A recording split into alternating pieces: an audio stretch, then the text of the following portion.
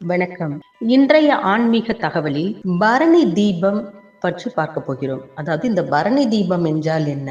இந்த பரணி தீபத்தை வீட்டில் எதற்காக ஏற்ற வேண்டும்? எந்த நேரத்தில் எப்படி ஏற்ற வேண்டும்?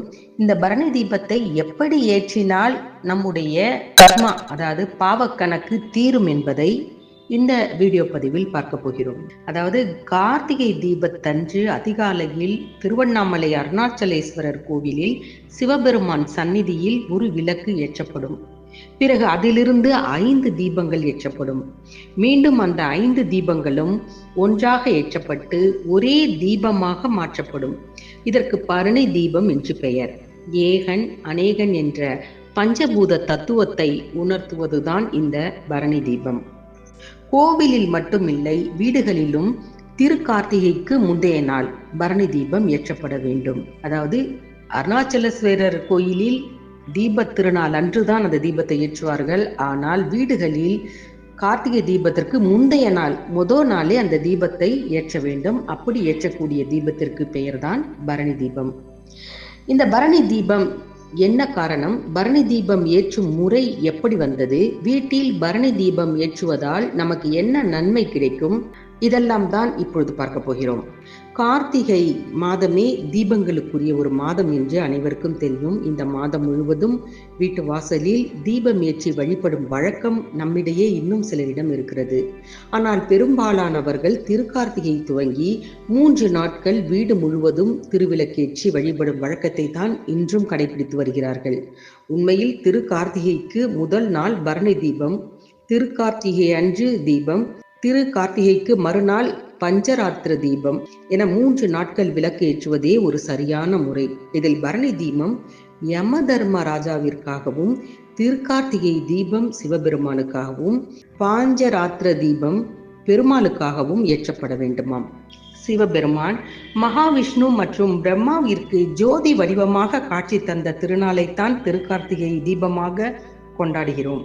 ஜோதி வடிவமாக தோன்றி பெருமாள் உலகை காத்ததை போற்றும் வகையில் பாஞ்சராத்திர தீபமும் ஏற்றப்படுவது வழக்கம். திருவண்ணாமலை அண்ணாமலையார் கோவிலில் திருக்கார்த்திகை அன்று அதிகாலையில் பரணி தீபம் ஏற்றுவார்கள். ஆனால் வீடுகளில் எதற்காக பரணி தீபம், அதுவும் யம தர்ம ராஜாவிற்காக ஏற்ற வேண்டும் என்ற சந்தேகம் அனைவருக்கும் வரும். யமன் என்றால் அனைவருக்கும் பயம். அவரை எதற்காக வழிபட வேண்டும் என்று கேட்க தோன்றும். இதற்கு புராணத்தில் கூட ஒரு கதை சொல்லப்படுகிறது. நசிகேதன் என்பவரின் தந்தை யாகம் ஒன்றை நடத்தினாராம். அந்த யாகம் நடத்தும் போது தேவர்களுக்கு அவர்கள் வேண்டிய பொருட்களை தானமாக கொடுத்து வந்தார். இதை கண்டு குழப்பமடைந்த நசிகேதன் தனது தந்தையிடம் சென்று, எதற்காக இப்படி தேவர்கள் அனைவருக்கும் அவர்கள் கேட்பதையெல்லாம் கொடுத்து கொண்டிருக்கிறீர்கள்? இப்படியே கொடுத்தால் எனக்கு என்று கடைசியில் என்ன இருக்கும்? விட்டால் யாராவது வந்து கேட்டால் என்னையும் தானமாக கொடுத்து விடுவீர்கள் போலவே என கோபமாக கேட்டிருக்கிறான். இதை கேட்ட அவரது தந்தை, ஆம் உண்மை, உன்னையும் தானமாக கொடுக்க போகிறேன் என்றார். இதை கேட்டு கோபமடைந்த நசிகேதன், என்னை யாருக்கு தானமாக கொடுக்க போகிறீர்கள் என கேட்க, அவரது தந்தையோ யமனுக்கு உன்னை தானமாக கொடுக்கிறேன் என்று தானமாக கொடுத்து விட்டார். தந்தை தானமாக கொடுத்ததால் வீருடனேயே யமலோகத்திற்கு சென்றான் நசிகேதன். அங்கு மனிதர்கள் படும் துன்பங்களை கண்டு பயமும் குழப்பமும் அடைந்த நசிகேதன் அது பற்றி யமதர்ம ராஜாவிடம் பலவிதமான கேள்விகள் கேட்கிறான். மனிதர்கள் பூமியில்தான் பலவிதமான துன்பங்கள் என்றால் இங்கும் அவர்களுக்கு துன்பம்தானா என கேட்கிறான். அதற்கு பதிலளித்த யமதர்மராஜா, அவரவர் செய்த பாவங்களுக்கு ஏற்ற தண்டனை என்றார். இது போன்ற துன்பங்களிலிருந்து விடுபட என்னதான் தீர்வு என்று கேட்கிறான். அவனுக்கு தர்மங்களை எடுத்து சொல்கிறார் யமதர்மராஜா. மனிதர்கள் தெரியாமல் செய்த பாவங்கள் தீர்வதற்கு என்ன செய்ய வேண்டும் என யமதர்மராஜா கூறிய வழிகளில் ஒன்றுதான் பரணி தீபம். கார்த்திகை மாதத்தில் வரும் பரணி நட்சத்திரம் அன்று எவர் ஒருவர் தீபம் ஏற்றி வழிபடுகிறாரோ அவரும் அவரது முன்னோர்கள் மற்றும் சந்ததியினர் தெரியாமல் செய்த பாவங்கள் அனைத்திலும் இருந்து விடுபட்டு யமவாதனை இன்றி நலமுடன் வாழ்வார்கள் என்றார். அது மட்டுமல்ல, மார்கழி மாதம் என்பதை தேவர்களின் விடியற்காலை என சொல்லப்படுவதால் அதற்கு முன்பு வரும் கார்த்திகை மாதம் அவர்களுக்கு இருளாக இருக்கும். அந்த சமயத்தில் நாம் வீடுகளில் தீபம் ஏற்றி வழிபடுவதால் நமக்கு ஏற்படும் துன்பங்கள் நீங்கி தேவர்களின் அருள் கிடைக்கும். குறிப்பாக மகாலட்சுமியின் அருள் கிடைக்கும். கண்டிப்பாக இன்று நீங்கள் அந்த பரணி தீபத்தை ஏற்ற வேண்டும். அப்படி ஏற்றுவதால் யமதர்மனின் வதையிலிருந்து நீங்கள் தப்பிக்கலாம். கர்மாக்களின் பாவங்களிலிருந்து விடுபடலாம். மகாலட்சுமியின் பரிபூர்ண அருளை பெறலாம். கண்டிப்பாக பஞ்சபூத தத்துவத்தையும் உள்ளடக்கியது இந்த பரணி தீபம்.